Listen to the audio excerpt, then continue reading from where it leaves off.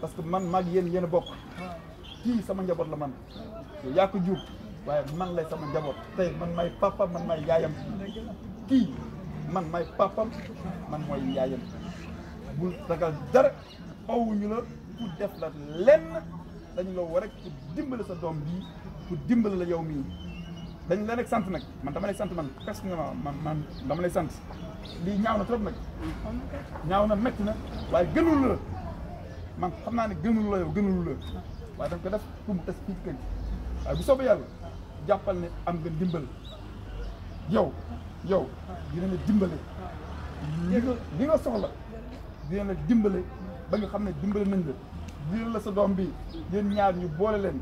ñu yóbbu leen ñu faj ko altine bu soobee yàlla altine la altine danañu indi oto altine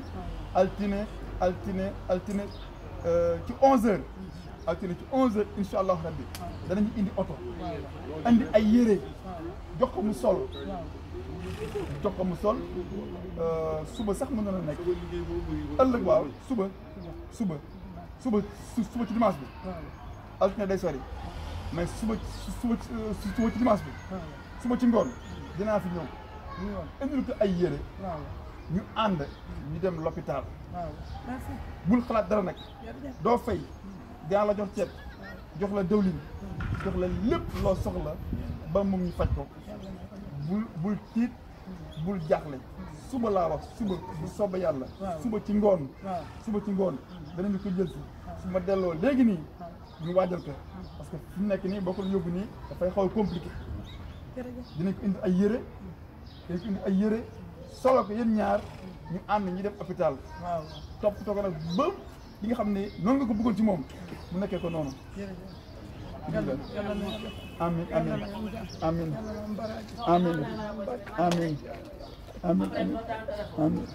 jërëjëf na nga sant yàlla nag da nga ko téyoon fii pour yàlla ñëw yàlla nag ñëw na ñii nag ñoo la wane ñii ñoo la wane ba man ma mun ko gis ñii ñoo la wane télévision la ñoo la wane ñoo wane xale bi ba man ma gis ko démb tey suba laa gis maa ngi nii gont naa ñëw suba ci dimanche bi la suba bu soobee yàlla suba ci dimanche bi dinaa ñëw jël si ka ñu yóbbaale ko ok amin ana caabi bi dañ koy kii def na xeer bi waaw foo ko indi beneen non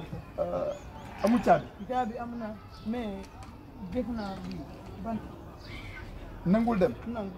foo ko indi beneen mu dagg den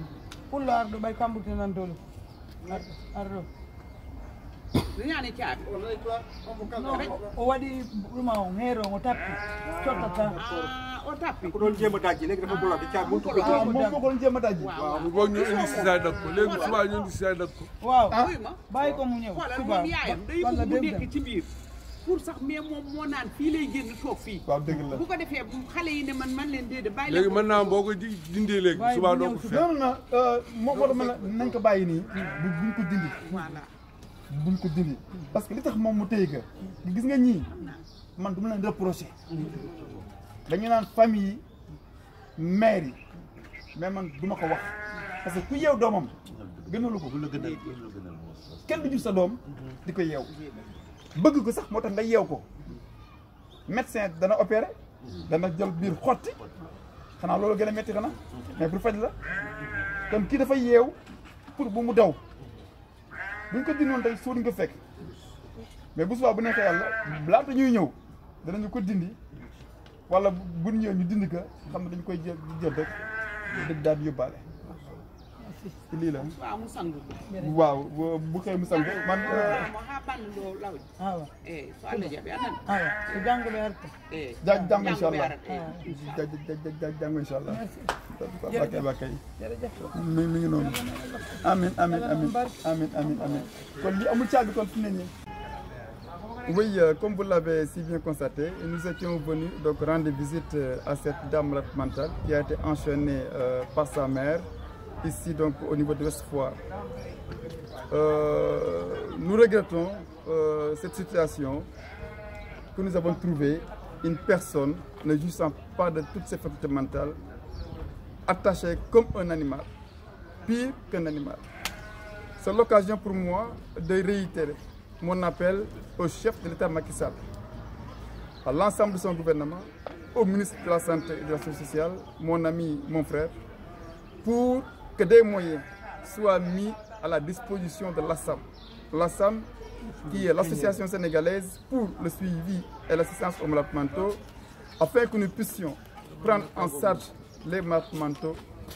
errants, notamment ceux qui sont dans cette même situation. Chaque jour que je fais,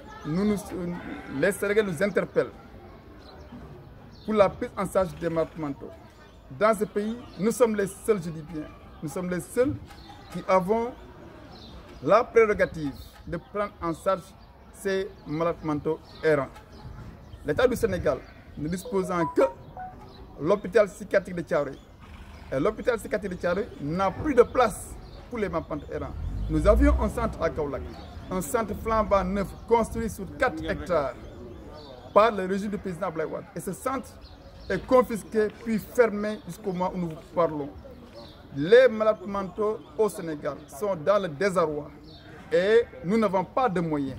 Même pour venir rendre visite à cette femme, il a fallu emprunter de quoi payer le transport. Je dis bien, même pour le retour sur Rufisque, ça va poser un énorme problème. Mais c'est un sacerdoce pour nous. L'essentiel, c'était d'être là et nous sommes là. Si les parents étaient là, si nous avions la possibilité d'enlever notre chaîne, aujourd'hui, elle ne passera pas, elle ne passerait pas la nuit ici. Nous la conduirons à l'hôpital psychiatrique de Thiaroye. Mais nous reviendrons dans les toutes prochaines heures pour que ce malade mental puisse être interné à l'hôpital psychiatrique de Thiaroye. Mais que le ministre Abdoulaye Diouf Sarr prenne toutes ses responsabilités, comme il me l'avait promis, en nous restituant notre centre de Kaolack, en mettant à notre disposition des moyens de travail. Aujourd'hui, nous sommes samedi. Le chef d'État Macky Sall, Abdoulaye Diouf Sarr, il fonctionne avec les moyens de l'État. Nous sommes une association d'utilité publique. Nous travaillons pour le peuple sénégalais. Nous avons droit à un minimum de moyens. Nous avons droit à un maximum de moyens pour remplir. Est-ce que vous avez contacté le ministre de la Santé avant de venir? Oui, je l'ai contacté ce matin. Il était au courant. Mais sûrement, il doit être trop pris. Il doit être trop pris parce que depuis 16 heures, j'essayais de le joindre, mais ce n'est pas possible. Mais que vous avait-il dit lorsque vous l'avez contacté? Oui, il m'avait félicité, il m'avait encouragé et m'avait promis de m'accompagner. J'ai parlé avec la directrice générale de l'action sociale, Madame Arab Topsen. Madame Arab Topsen, je lui ai informé de cette situation. Elle m'a demandé de la rappeler une fois sur place. Mais aujourd'hui, on ne peut absolument rien faire. On ne peut rien faire puisque les moyens ne sont pas là. La volonté est là, l'engagement est là. Le ministre, il a de l'ambition pour ces malades mentaux. Il connaît notre engagement pour ces personnes démunies, mais il va falloir que lui-même, qu'il prenne les choses véritablement en main. Qu'il mette les moyens à notre disposition pour que nous puissions travailler librement, sans même demander à avoir le soutien de qui que ce soit. Si aujourd'hui, nous avions les moyens, nous aurions pu faire le travail comme il se doit. Mais malheureusement, nous sommes là et nous avons le regret de constater cette dame mentale qui a été enchaînée par sa maman. Et je dois dire que aucune femme sénégalaise aujourd'hui ne devait dormir sous ses lauriers, sachant que parmi elles sont dans cette situation que tout le monde en tout cas regrette. waaw dañu ñëwoon tey seet si ndaw si nga xam te ni dafa wéré dim xel ñu ñëwoon nag gis pour laaj ay mbokkam seet naka lañ koy jàppale waaye bi ñu ñëwee booba léegi ñu ngi wëral donc yaayam parce que dañ ko enchaîné ak caabi ñu ñëwoon nag fekk ñu leen fii waaye nag bu soobee yàlla danañ jël si pour que ñu mën ko jël yóbbu ko hôpital psychiatrique bu Thiaroye waaye tey jii damay dellu ñaan kilifa réew mi président Macky Sall suma mag suma xarit le ministre Abdoulaye Diouf Sarr pour que ñu gën ñu taxaw suñu kuréel gi di ASSAMM ñu mën a taxaw ñii nga xam ne ñu amee feebaru xel nekk mbedd mi taxaw àllu état bu Sénégal amul doole amul possibilité jàpp ñi si mbedd mi ndaxte si wàllu yoon juridiquement l'hôpital psychiatrique de Thiaroye est habilité à les prendre en charge maanaam hôpital psychiatrique de Thiaroye donc moo mën a jël ñii te Thiaroye amul place kon li fi nekk mooy suñu kuréel gi lañu wax a dooleel ñun am nañ kër gu mag ci kaw la kër nga xam ni président Abdoulaye mën ñu ko tabaxaloon nañu dimbalee ci ni mu gën a gaawee ñu jot suñu boobu lay kër bu ñu jotee boobu kër ñu fexe ba ñu jox ñu ay moyens bu ñu joxee ay moyens li ci wat danañ ko def xam nga tey jii situation bii ndaw si nekkee nii amul benn jigéen bu nekk ci Sénégal tey boo xam ni war na tëdd ci kaw lalam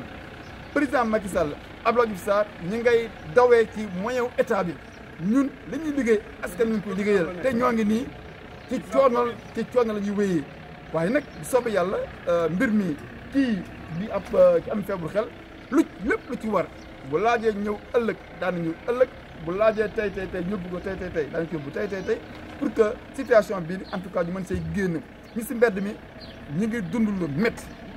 ñun suñ kuréel gi ñu ngi dund lu métti alal bi alalu askan bi la moyen Sénégal la nañ ko jox ñi nga xam te ni ñoom ñooy liggéeyal askan bi ñoom ñooy liggéeyal sénégalais yi tey bi may jógee tey nga di ñëw dañu leb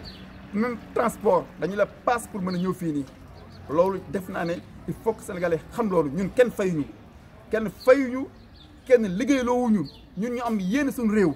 liggéeyal suñu réew tey suñu réew lu nekk jaral nañu ko kon président Macky Sall nañu dimbale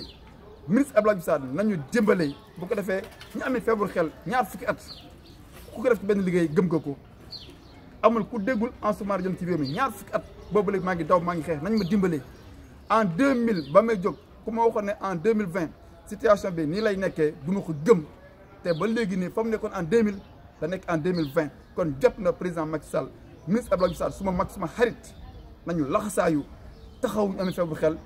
intérêt réew mi la intérêt askan bi la ndaxte jigéen bu wérul ñu yeew la comme xar ngir nag bañ nga rëcc parce que man comprendre naa li tax wéy ji def loolu parce que buñ ko yeewtoon amaana mu rëcc kon kii dafa soxla ndimbal ay waajuram lañ soxla ndimbal waa kàcc bi lañ soxla ndimbal ay moromam nag ñooy nekk ci mbedd mi taxawaalu kii suñ ko yeewutoon day nekk ci mbedd bi comme ñëpp donc mbir la boo xam te ne il faut état bi dooleel suñ kuréel gi nga xam ne moom rek moo am tey sañ-sañu toppatoo ñu ne ci mbedd mi en tout cas di taxawaalu